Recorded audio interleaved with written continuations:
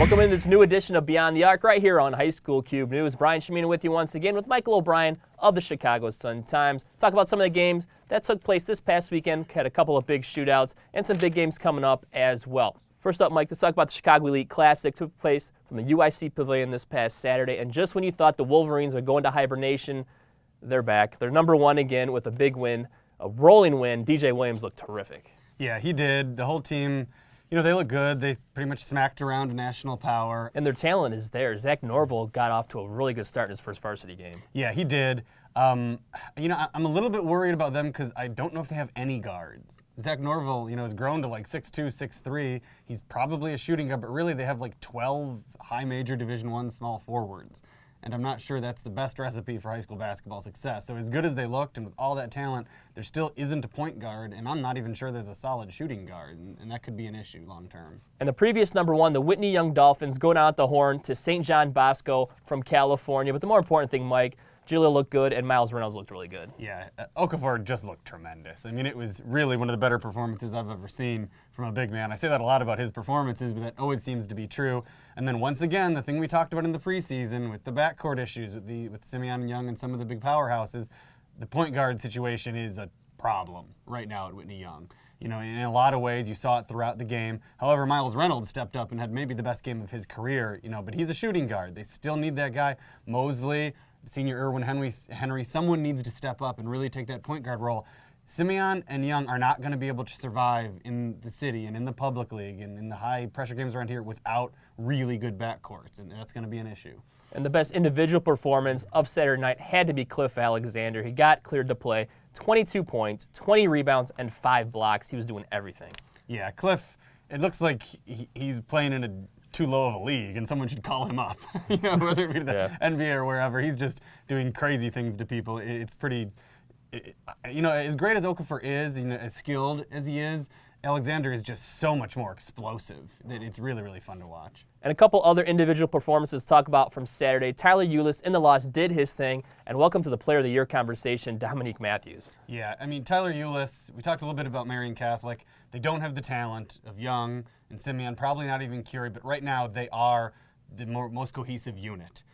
Tyler Eulis runs the show. You have the point guard who knows what he's doing. He's able to take a team that man for man, Etiwanda was better at every position except Tyler Eulis is, but they were still right with him until the end, almost pulled that one off. It was a really impressive performance, not only for Eulis, but Marian Catholic as a team.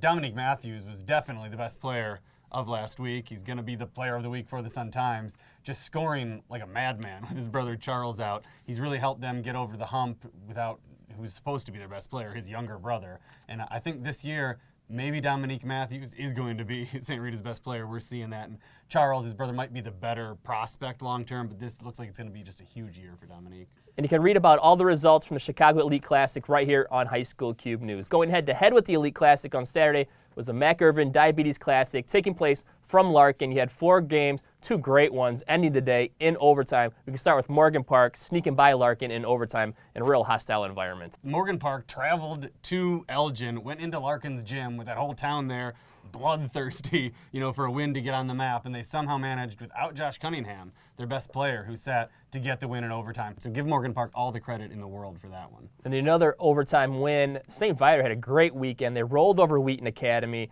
and then beat Proviso East in overtime. Ore Arangundade's runner with 4 seconds left won it for the Lions. Yeah, that's a huge win. You know, we knocked them out of the rankings after the loss to Prospect. They got back in after that huge win over Proviso East in overtime, and they're doing it without Mark Falatico, their point guard. So that's really huge. If they can do that without him, this guy really is the limit, as we thought in the preseason, you know, for St. Viator, but they're back on track. And to wrap up the show this week, let's talk about some of the big games taking place this week.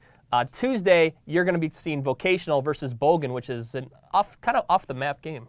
Yeah, maybe. But, you know, Bogan's very good. So it's at Bogan. Games that are always interesting to see. But Vocational, I want to see. They're under the radar, but I'm hearing they might have 3, maybe even 4, you know, over 6'5" Division I players, you know, in the sophomore and junior classes. They're undefeated right now, haven't played anybody. Vocational, usually, they're a really well-coached team with Chris Pickett, so that's going to be a fun one. And on national TV on ESPN on Thursday, you have the 2 future Duke Blue Devils going at it. Talking about Jalil Okafor and Whitney Young going up to Minnesota to play Apple Valley. Yeah, Whitney Young, no time to rest. They're turning around. They're going to play Westinghouse earlier in the week, who's 5-1, and then now they have to deal with best friends going at one another, a big ESPN thing. And on Wednesday, up in Lake County, a big one in the North Suburban, the surprising Libertyville Wildcats, 5-0. They face off with the number 2 team, the Stevenson Patriots, at 6-0. Yeah, Stevenson, somebody I needed to see. It's been too long. You know, they were a prime contender for the number 1 slot. Maybe they should have it. You know, I don't know. I got to go see what they've got. And Libertyville, very surprising. You know, put a lot of faith in their program generally, but it looks like they're off to a hot start, so that should be a really fun game. So some big games going on throughout the Chicagoland area this weekend. Go ahead and check them out and read all about them right here on High School Cube News. That'll do it for this edition of Beyond the Arc right here on High School Cube News. For Michael O'Brien, I'm Brian Chimino. We'll see you next week.